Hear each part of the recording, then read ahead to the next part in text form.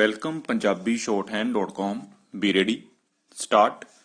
The position that emerges from the above discussion can be summarized thus: the power of the High Court in quashing a criminal proceeding or FIR or complaint in exercise of its inherent jurisdiction is distinct and different from the power given to a criminal court for compounding the offences under section 320 of the code. Full stop. Inherent power is of wide plenitude with no statutory limitation, but it has to be exercised in accord with the guideline engrafted in such power, viz. To secure the ends of justice or to prevent abuse of the process of any court. Full stop. In what cases power to quash the criminal proceeding or complaint or FIR may be exercised where the offender and victim have settled their dispute would depend on the facts and circumstances of each case, and no category can be prescribed. Full stop. However, before exercise of such power, the High Court must have due regard to the nature and gravity of the crime. Full stop. Para. Heinous and serious offences of mental depravity or offences like murder, rape, dacoity, etc. cannot be fittingly quashed even though the victim or victim's family and the offender have settled and dispute. Full stop. Such offences are not private in nature and have serious impact on society. Full stop. Similarly, any compromise between the victim and offender in relation to the offences under special statutes like Prevention or Corruption Act or the offences committed by public servants while working in that capacity, etc., cannot provide for any basis for quashing criminal proceedings involving such offences. Full stop. But the criminal cases having overwhelmingly and predominatingly civil flavor stand on different footing for the purposes of quashing, particularly the offences arising from commercial, financial, mercantile, civil, partnership, or such like transactions, or the offences arising out of matrimony relating to dowry, etc., or the family disputes where the wrong is basically private or personal in nature and the parties have resolved their entire dispute. Full stop.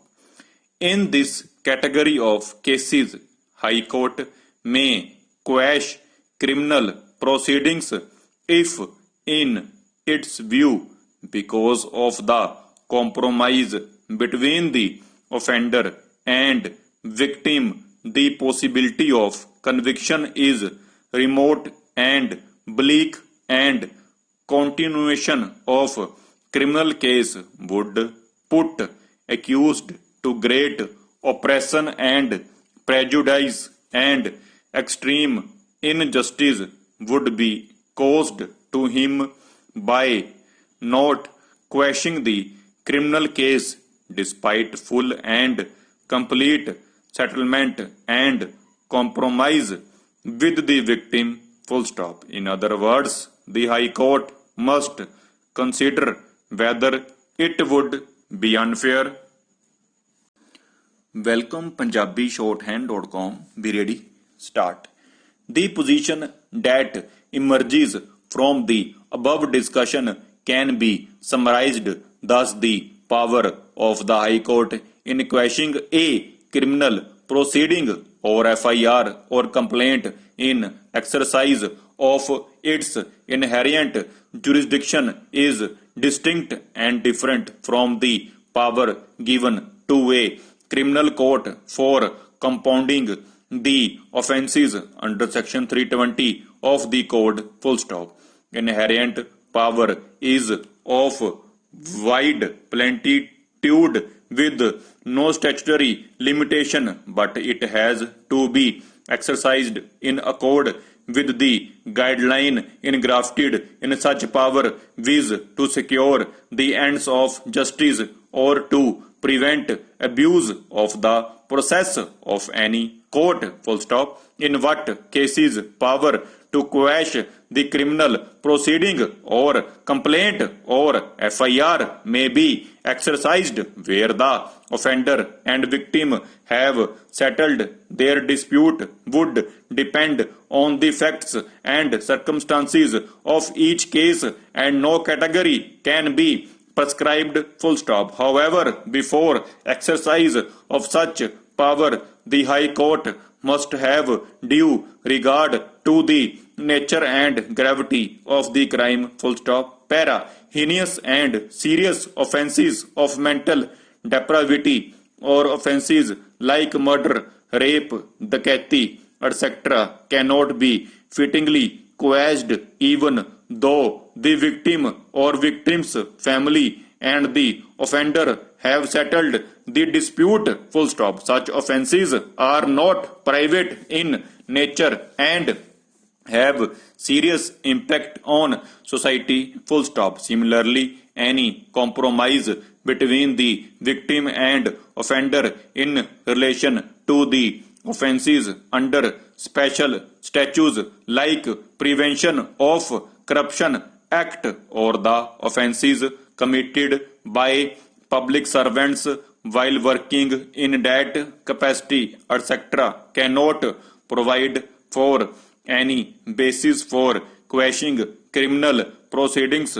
involving such offences. Full stop. But the criminal cases having overwhelmingly and predominatingly civil flavor stand on different footing for the purposes of quashing, particularly the offences arising from commercial, financial, mercantile, civil, partnership, or such like transactions, or the offences arising out of matrimony relating to dowry, etc., or the family disputes where the wrong is basically private or personal in nature and the parties have resolved their entire dispute. Full stop. In this category of cases, High Court may quash criminal proceedings if, in its view, because of the compromise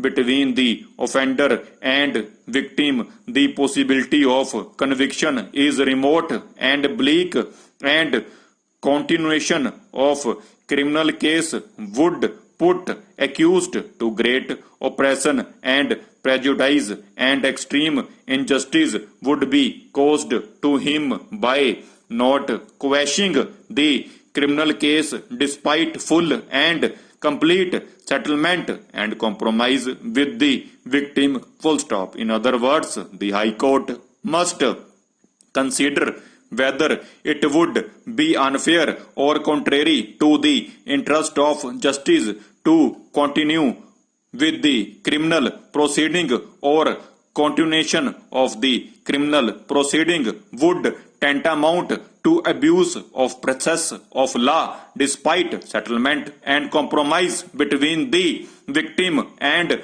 wrongdoer and whether to secure the ends of justice, it is appropriate that criminal case is put to an end, and if the answer to the above questions is in affirmative, the High Court shall be well within its jurisdiction to quash the criminal proceeding, full stop. Having carefully considered the facts and circumstances of the case, as also the law relating to the continuance of criminal cases,